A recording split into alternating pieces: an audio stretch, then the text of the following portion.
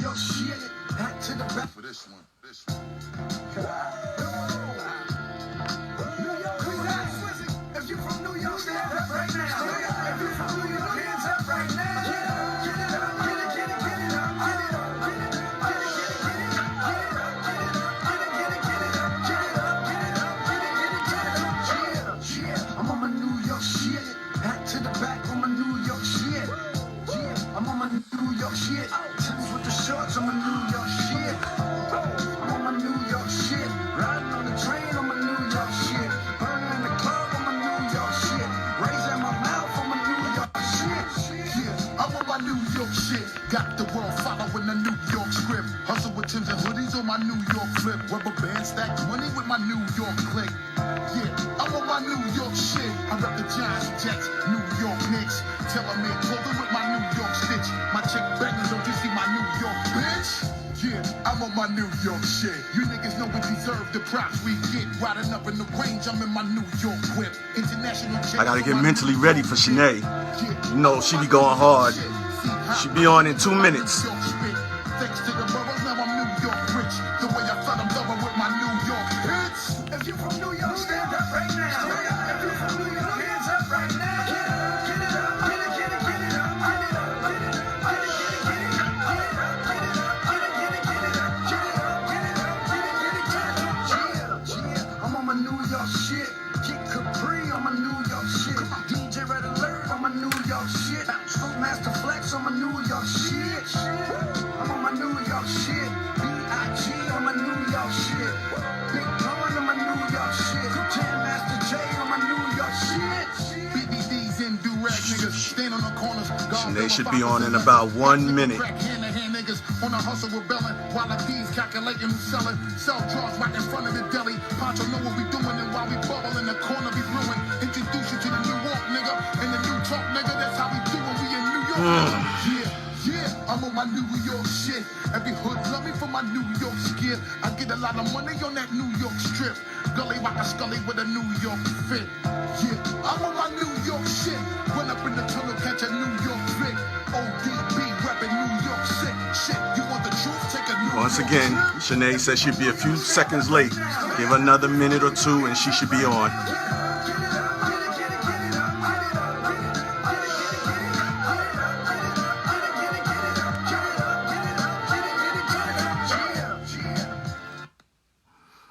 Oh, I see Chine's coming in the building.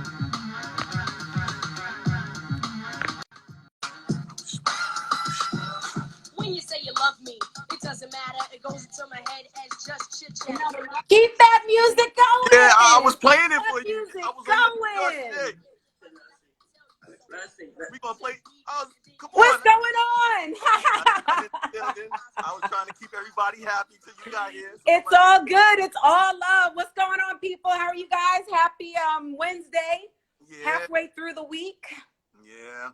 Halfway through the week. I need to get my lighting situated. So give me. Yeah, me too. I just can never. It's a little too dark in here. I can never get it right. Or actually, I know of a space I can go.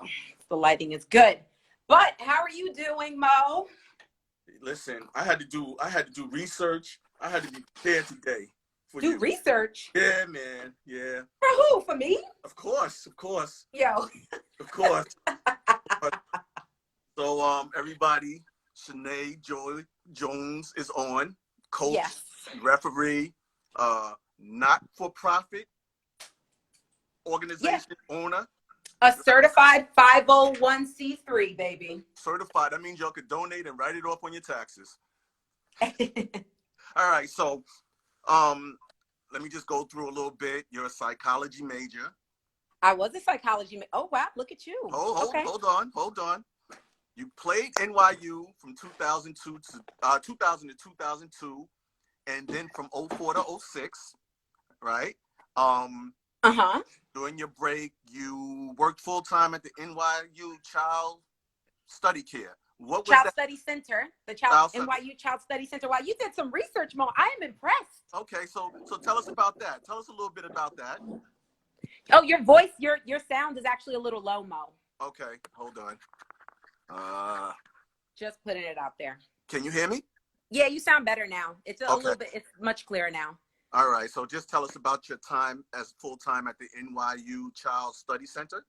I mean, honestly, there's not much to tell other than, right. And again, this. I really want to use this space to give props to people, to share a little bit of the knowledge that I was able to get over, like, again, my like small period of time coaching. Well, I'm leading up to it. So then Okay. let's move past that. No, we can start there. It's Oh, fine. okay. So to get to that point, it's important to know what happened right before that. And so I actually was a New York City Gauchos player. I actually started in 98, played in 98 and 99. But I was actually a product of the New York Gazelles program. So for those that know, hey, Amani. So also I'm going to have a number of like my parents joining, probably some of even like my former players joining. So bear with the family, because it's all love. Maybe I think one of your old coaches might join in too. Maybe. Okay, it's all good. It's all love. So basically, I played under Walter Welsh in 98, 99. And interest, huh? No, go ahead. Yep. And so again, Walter was my coach, but right before that, I actually, before I transitioned into like playing high school AAU basketball, the New York Gazelles was pretty much my foundation. Before playing with the Gazelles, I also was a part of a CYO program. I'm a Queens, New York native. I'm from Briarwood. And so again, interestingly enough, I was convinced to play CYO basketball by my best friend. So I had actually started playing basketball in the 4th grade. There were so many girls that came from that particular small team in Queens that ended up becoming college basketball players. And that was actually my first opportunity of being able to see someone that was like me, in a sense of being a female and being a woman of color, right? So I had a Reggie Brown's mother, Sharon Brown, was actually my first ever basketball coach. Reggie Brown, pretty good basketball player from Malloy, ended up going to University of Richmond. But I say all that to say that I actually started my journey into coaching, having very strong women kind of at the forefront of my experiences. And so again, when I was with the Gazelles, Wanda Camps was my coach. Cecil coached the older girls, but Wanda had all the studs that were younger, and that again, she took a lot of pride in developing. So anyways, after the Gazelles, I was in high school trying to figure things out. I ended up going to Flushing High School, which wasn't a really big basketball program, but interesting. Again, I'm going to keep saying interestingly enough, because there's a lot of coincidences, right, that happen along the way. We did not have a division of A, AA, and B when I played. The best girls made it to the playoffs. The girls that weren't good didn't. And so Francis Lewis was in our conference, and so was Cardozo. And if anyone knows girls basketball, especially in Queens, those two teams were the teams back in the late 90s when I played. And so I say all that because there was so much pride in what it was to represent your high school, right? There was so much pride in going up against Eisenberg over at Francis Lewis, or going actually up against Cardozo, knowing that like those girls were really good too. And again, a lot of us all continued on to playing college basketball. So as in your college career, as a sophomore, I see you led in steals with 83, and you were 8th in assists with 83. So you actually are preaching to the choir from the work you did. You was out there grinding and leading the way. Yeah, so my sophomore year was a pretty awesome year. A lot of it was off the really off the expectation that my coach had for me, right? I came in as a freshman and I was really hungry to work, and I fell in love with NYU largely because of my coach, right? So again, at Flushing, I had Carla Nasso. At NYU, I had Janice Quinn. And so, can I get to join? No, sorry, Zaya. That's actually my parents, but that's one of my girls. I'm sorry, baby. That's not this time. So again, I was lucky enough that I had amazing women coaches. And so my decision to play at NYU was only because of last go, Coach Jones. Yeah, I'm stepping away. So anyways, my the schools that were recruiting me it was like Manhattan College, Howard, Morris Brown down in Atlanta. Like, these were not very good schools to me in my eyes academically. And so again, when you're trying to figure out schools and you don't have the type of guidance or support to really guide you through. I mean, when I first started playing basketball, my father said I was too short, right? So that was the experience I had early on. So I always had to prove him wrong. And that's kind of how I feel like I just operate in life. Right. So going to NYU and making the decision to go to a Division III program instead of going to a very low level Division I program was a no-brainer, because our reputation was amazing. In '97, we had won the national championship for Division III basketball. And I don't know if you guys, for those that are like on here, I don't even know, like, the idea of making it to a Final Four, whether it's Division I, II, or III, is a very big deal. The fact of actually winning a national championship on the level of Division I, II, or III is an even bigger deal. And to come from New York City and actually win is like, now that's like just unbelievable. So I say all that because, again, my journey was very unique, because I see a lot of girls now that kind of choose the Division I route and have a miserable career, are really upset with how everything was happening.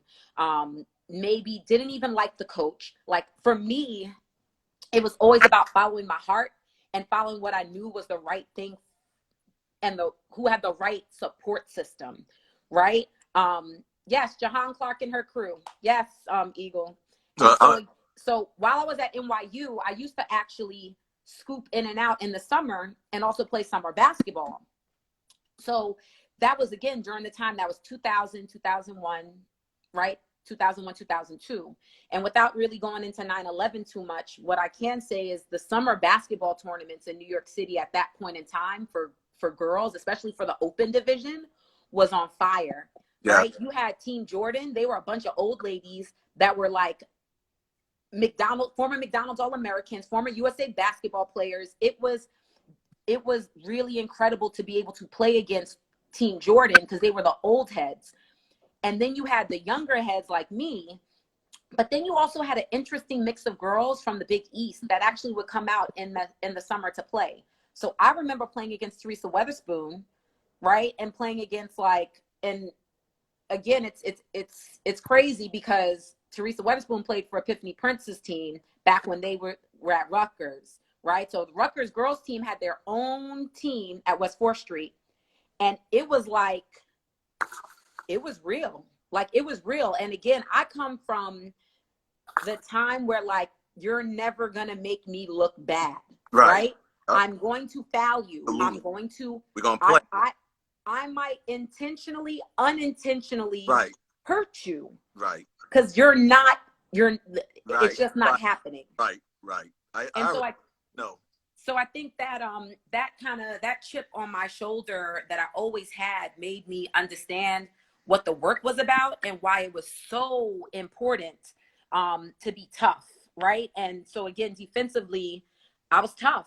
Like, I was the one running the face guard against the best player on whatever team we played, whether that was WashU and St. Louis, who, again, that team in particular, they won a ridiculous number of national championships on the Division III level. And Coach Fay is actually the head coach now at Illinois. Well, I just want to do a few things so that people actually understand where your commitment to girls basketball comes from. Yeah. We know as a junior, you served on the NYU Student Athlete Advisory Committee, one or two varsity players to serve there. You was co-captain in your final season. During your senior year, I think it said helped create the NYU Tear It Up program. Yeah, so again, I was super involved at NYU. Like, I made sure to know the janitor, to the people that were feeding me in the dining halls, like, to the security guards that were at the dorms. It was such a dope environment for me because I was all in. And again, I was kind of like the hometown kid, right? So all the employees that worked at NYU, they're from New York City. And so at that point in time, I was like the next New York City kid, right? And if we want to be fully transparent, I was the next New York City Black kid, right? Because as we transitioned through the program, we started to look a little different, right? So Marsha Harris was a part of the program before me. Jahan Clark was part of the program before me. Marsha played at August Martin, Jahan played at Lawrenceville. There's also girls that came during my time, right? So I think about Chloe Hilliard, Valine Henderson. Chloe played at Birchwell, super tall center. Valine played out at Amityville. She also played on a bunch of different teams while she was in high school, and we kind of all kind of knew each other because of that. So, you know, it's one thing. Oh, how am I forgetting Donna Lane, the GOAT? Donna Lane, Donna set it off. All American. Other Black kids to come to NYU and know that it was all good. She was an All-American D3 player, right? Yes. Donna was dope. And also, she was a beast. Like, that's the thing. Coach Quinn knew how to recruit kids from the hood, right? Like, one of the first experiences I can remember of her even coming to one of my games, they actually chained the doors of the gym so that outsiders couldn't come in. Another experience, she was at the Jordan, what is this called? It was the Wheelchair Classic. Oh. It was sponsored by Jordan. The game was actually at Elm Court. Yo, after the game, she came to see me play. After the game, she was like, you know, your friends kept bothering me. And I'm like, who are you talking about, my friends? So she pointed to the dudes. I said, oh no, they probably tried to holler at her.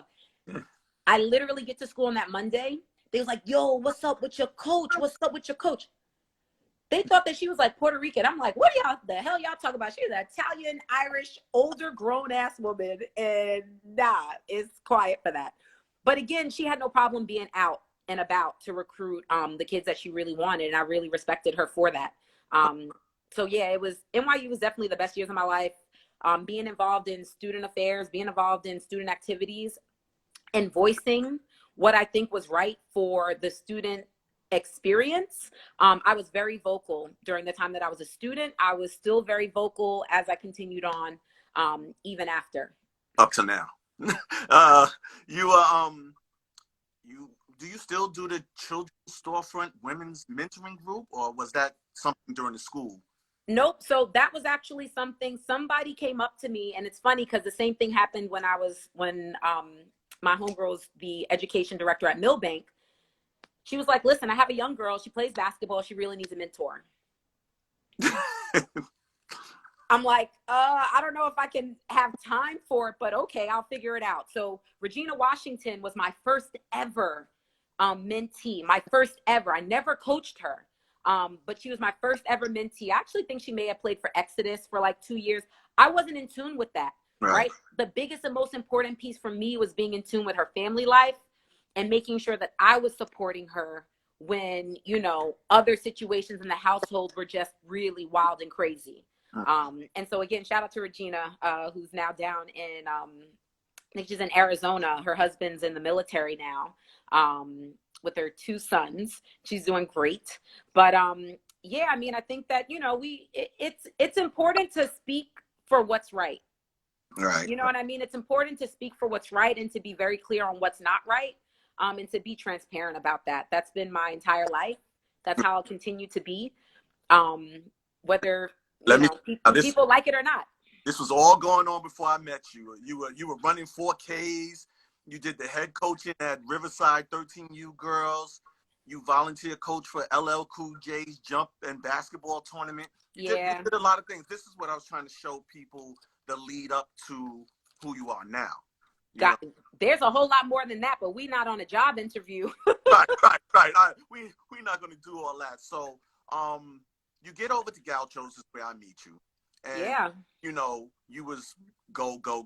I mean, you were in your lane, but you were go. And you had all of these plans. And we used to always talk and just throw stuff against the wall. And, you know, I thought I related to you because a lot of things you saw, I had already saw. It's just that I feel like maybe I was just in the game too long to start to make that change. And I guess you coming in new, it's easier to make the change because you're not planted somewhere. So we always had good conversations. So at that time is when, who was your first crew? Fatima? No, before Fatima. My first group was Kirsten Moore, Honesty Grayson, Yeah. Andra Espinoza, Yeah. Selena Falaxi. This was before Destiny actually came, right? Because Selena was actually the one trying to convince me to get her sister on. And so it's so funny because I was like, no, we don't need your sister. Right. She's like, no, Coach Jones, you need her. I was like, okay, well, let me tell you this. You know, Des is in here. Yeah, no, listen, and I speak to them the same exact way because when I went to Queensbridge to actually meet their mom for the first time, I remember. It was, yeah, and that's the other thing with me, you guys, like, and again, there's some folks on here, I don't do the tippy-toeing around, right? I'm not for that shit. At the end of the day, if you are committed to a kid, right? And again, I'm lucky enough that I saw kids very young, early on. So they didn't have like AAU coaches. They had like maybe a rec league coach. Right. But they didn't have an AAU coach. So I have to run a testing, right? When you went to see them. There was a tournament in Queensbridge, right? Correct. But they got connected through before that. They got put on through what's the gentleman's name? It's like a Muslim name. It's like a not Hashim. What's his name? What's his name? Type it in. No, it's the dude. He does the stuff with Chicken's father over in Queensbridge. He's brolic. I forget his name. He reached out to Earl about a kid, right? So this was how it was basically going. Earl would always end up getting information about younger kids, right? And a lot of times they just didn't have the wherewithal to actually have younger kids team. When I came in, right, that first group that I actually coached for like, I think it was like one weekend. That was like, who was on that team? Because again, Earl was coaching the older girls. I think I had like, if I'm not mistaken, I think it was Shaq.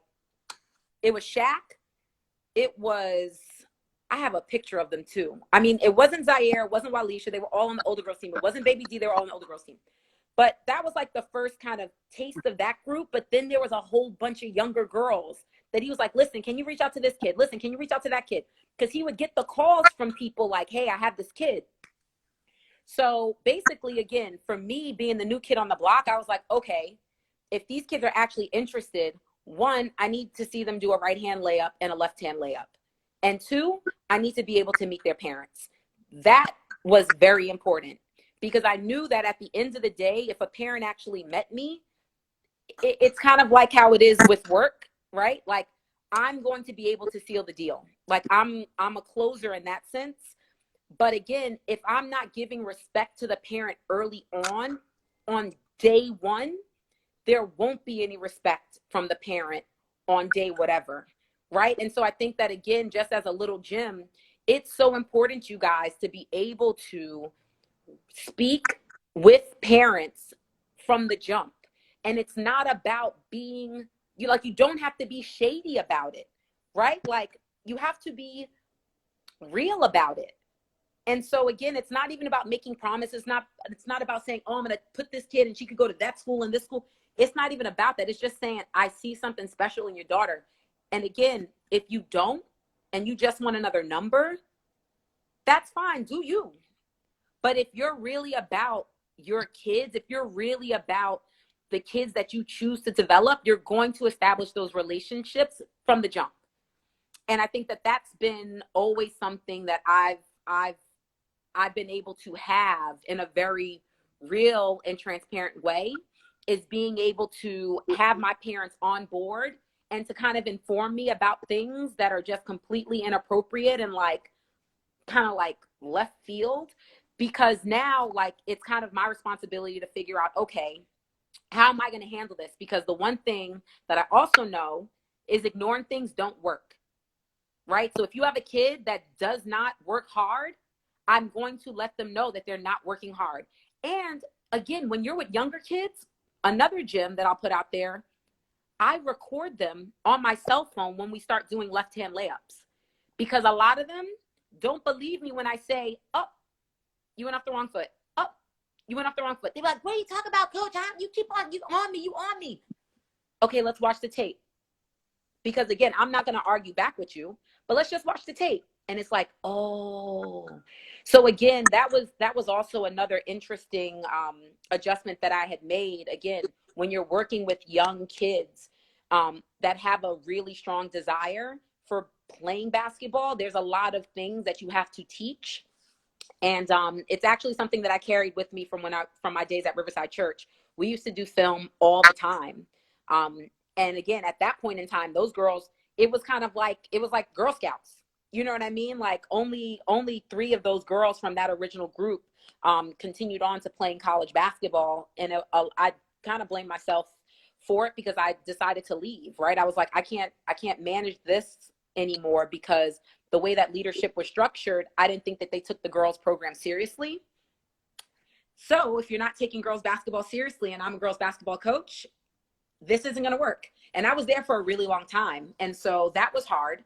But you know, breakups are, basketball is kind of like one big relationship. So again, Gauchos was great because Earl gave me full autonomy to really do whatever I wanted to do with that middle school group. And again, they really weren't middle schoolers, right? They were a middle school team that on any other program, they probably would have played all the way up. But for us, I was able to really structure it in a way that, like, okay, I had this group, right, that I knew was making their transition up to high school, but I also had these 7th graders, and I had some 4th and 5th graders, and it was like, what the hell am I going to do with these ones? Because they're really good. So at that point, when my last group graduated, right, so the 8th graders continued up, they graduated from middle school. The 7th graders that continued up, and again, that was the next class, which was Charlotte and Diamond and Destiny and Fatima and oh my God, I know I'm missing a few. Oh, and Inasia and Yes. Alexis, and I even think Abby was actually in that mix, even though again, because of her height, you guys had her playing up too. I think Abby came a little later. Did she come the next year? I think she came the next year. She came 9th grade. Yeah. And so, you know, again, we didn't really need much, because this is the other thing too, you guys. You don't need a squad of 12 in AAU, right? Like most folks, you're good with 8. Honestly, I feel like I'm good with 7. But then people look at me like I'm crazy. Hey, Monty. People look at me like I'm crazy. Like, why she only got 7 players? If all I had was 7, I'm good. And again, that's kind of like the restructuring that you know, I'm going to be doing, again, diving deeper down with the younger group that I'm starting with, the, you know, with the development group that you're getting to. We'll get into that. Okay. You mentioned something that I'm sure you're fully aware of. I was talking to Luck last night about Betsy DeVos changing Title IX with the reporting requirements for coaches and administration as far as sexual contacts and stuff like that. Did you read about that yet? Wait, what? She has now made Title IX. She took the requirements out of the hands of the coaches and the administration as far as reporting any sexual misconduct. She's saying that it either should go through a Title IX administrator, or because she's not sure that all kids want to report it, that if it goes to the Title IX administrator, then it's meant to be reported. Otherwise, we don't have to report it. But that is in conflict with what the NCAA has as a reporting standard. Listen, I don't give a fuck about any of that shit, because if I find somebody's touching a kid, you gonna get it. So at the end of the day, like, there is reporting, but there's also street code. And with that street code, that's it. That's on period. So if there's any like sickos that are like, I don't even know, because again, there's some coaches that can't necessarily even coach like real AAU, because they may have priors or they may have convictions, right? Because they do the full background checks now in order to get fully certified. But I don't even want to I honestly don't even want to touch on that, Mo, just because that is a complete violation of like that's just Well, a complete. yeah, I wasn't trying to go into anything crazy. I'm just saying Yeah. they are no longer requiring coaches to be mandated.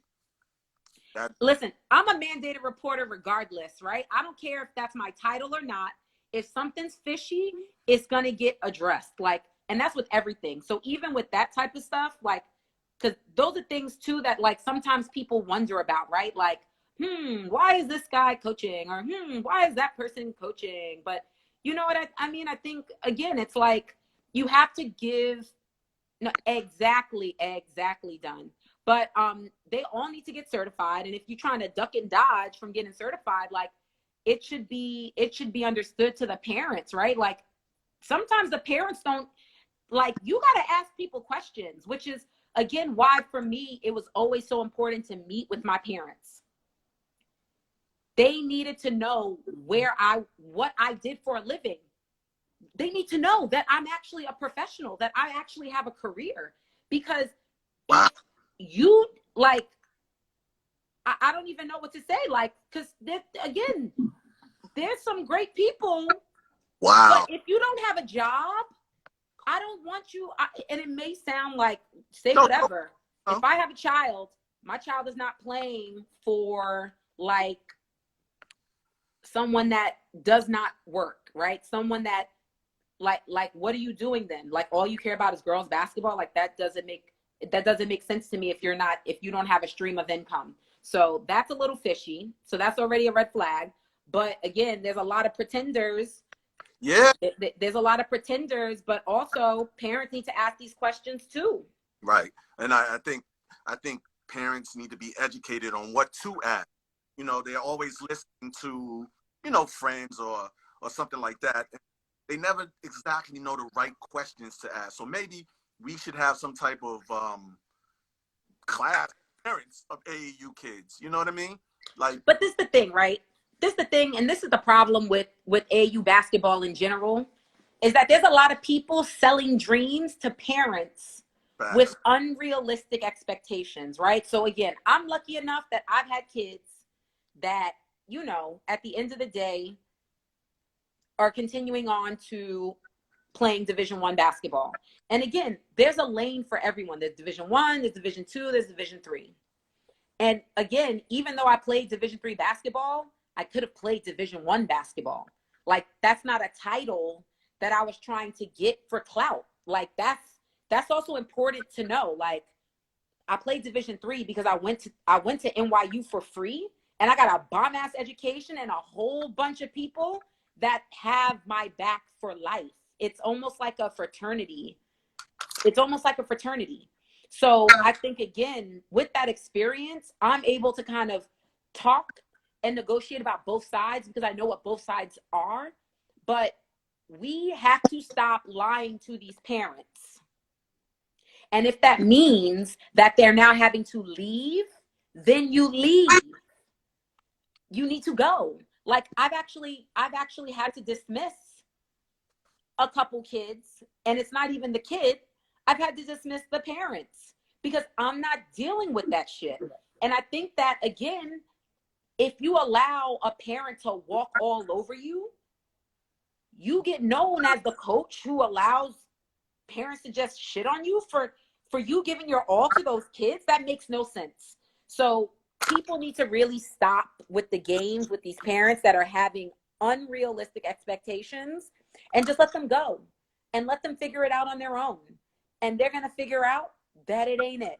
And I think one of the best things that I heard the Western PA Bruins coach, and again, he goes about things a little differently, but my homegirl Rachel, who used to be the assistant over at Duquesne, she's now transitioned out of college coaching, but she still coaches, but now she coaches AAU with the Western PA Bruins, has a dope 7th grade team. Like her team is legit.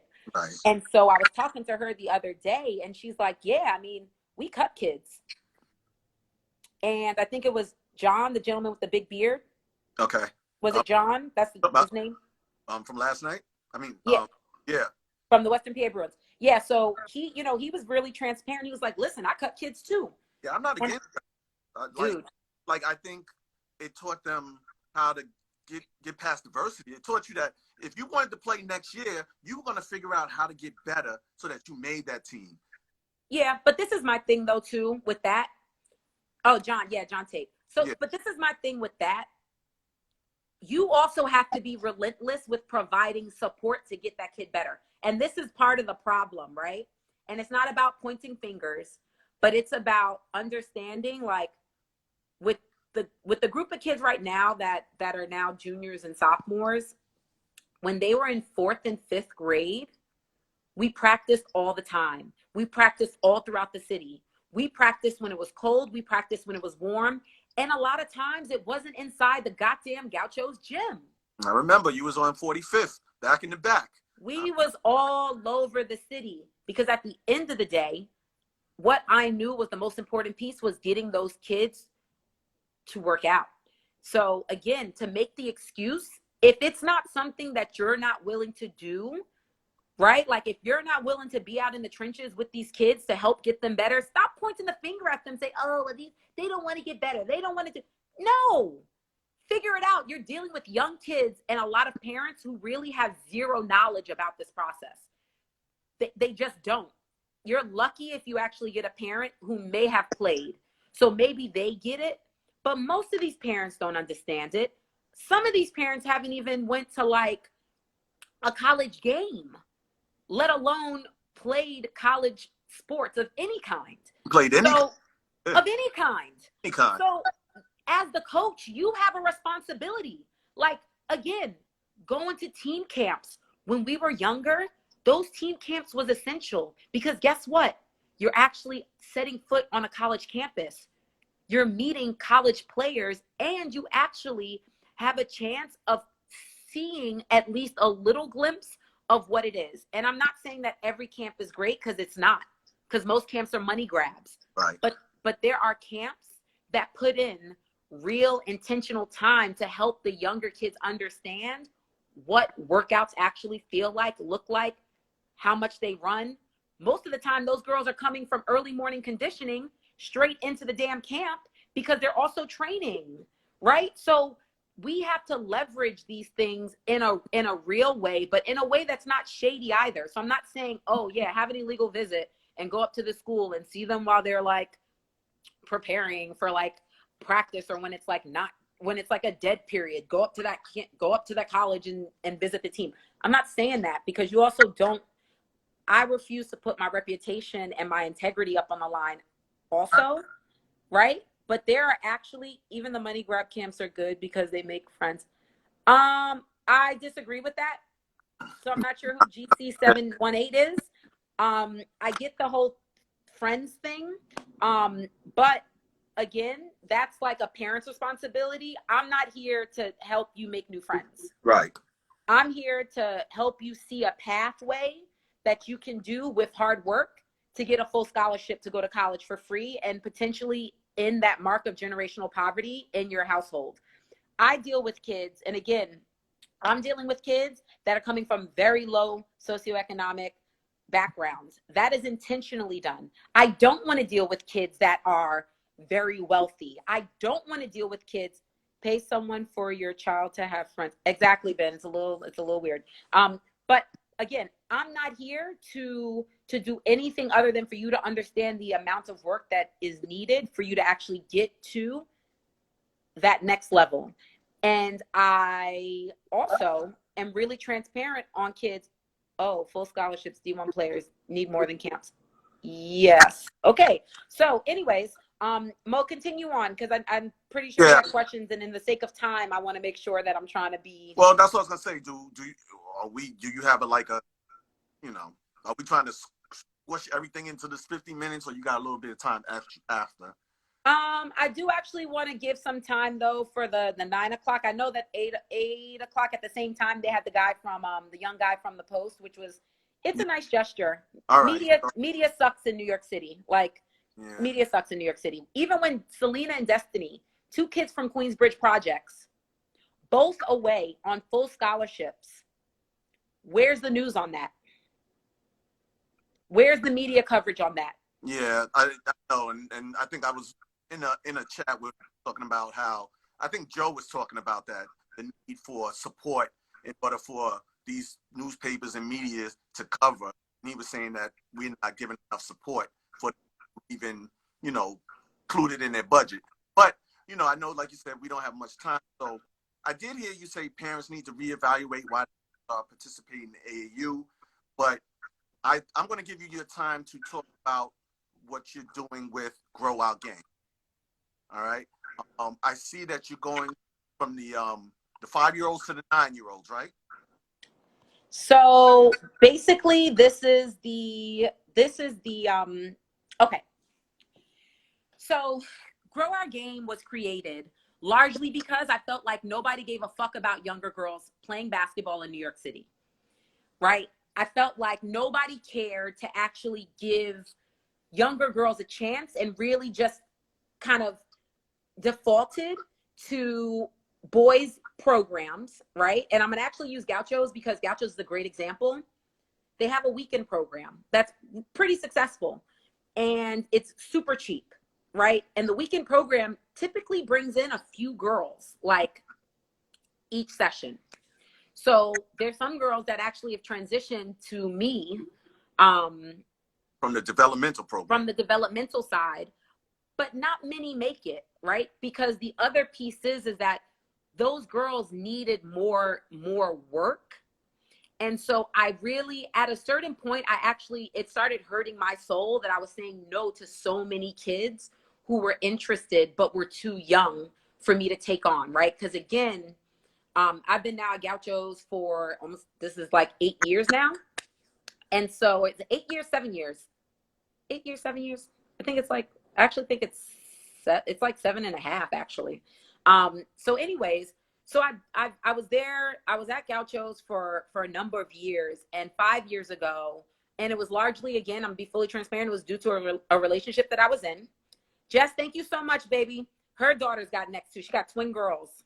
Her daughters got next. But anyways, I was in a relationship at that point in time, and I was having a lot of problems, right? And a lot of it was because I was coaching and I was so involved and so, like, again, for those coaches that know, it's like once you're involved in it, it's hard to balance. It's hard to balance, but forget the balance. Like, these parents have given their trust and their children and put them into your hands. Like, that is a burden to bear. And again, like, I'm not the type of person that's just going to be like, oh, well, fuck them kids and I'm going to be gone.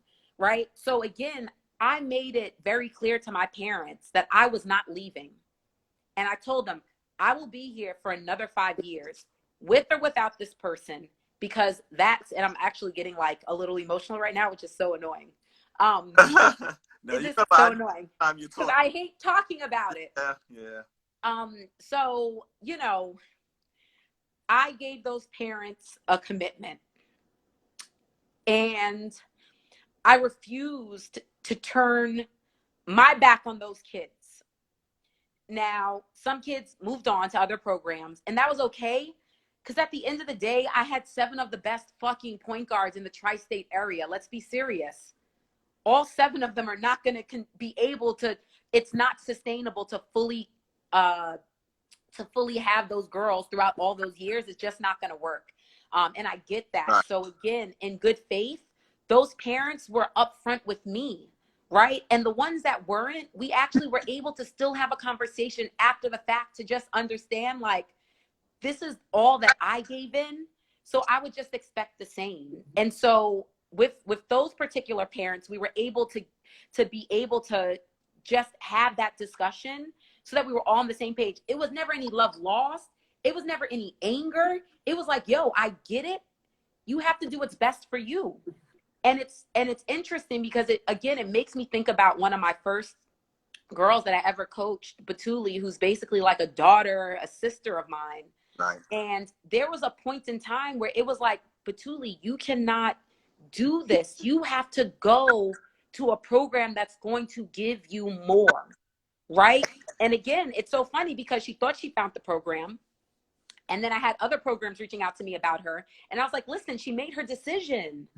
because I also don't want to ever influence a kid if that's what they feel in their heart. Like if they feel like that's right, I want them to rock out with that. But again, that situation changed, which was okay. So it was like, all right, this is dope. This is awesome. And again, I think one of my biggest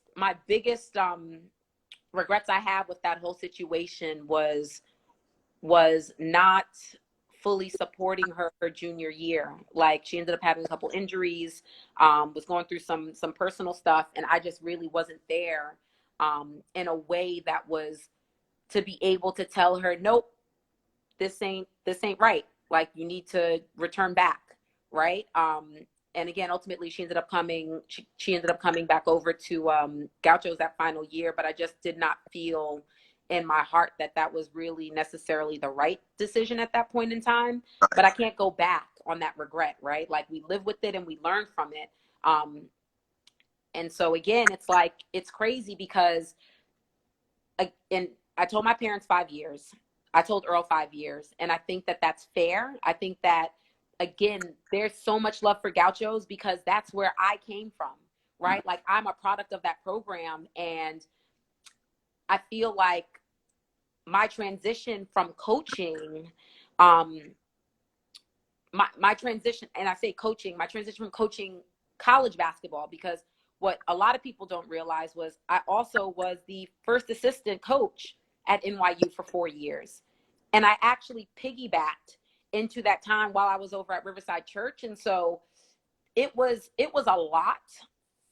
But I think again, those group of girls that are right now, parents know what it is. I think a lot of people know what it's been. But for whatever reason, I don't know. I think people are kind of scared to like talk to me. Or even like... Jeanette, I want to be able to save this. So if I could end it for a few and come right back just for a few minutes before you head out, so we can talk just a few more minutes because for some reason can you come back right back? Yeah, what's the time though? Or where are we at right now with the time? 8:40. Oh, we're good with time. Yeah, so let me end it so it saves and then come right back. Okay. All right.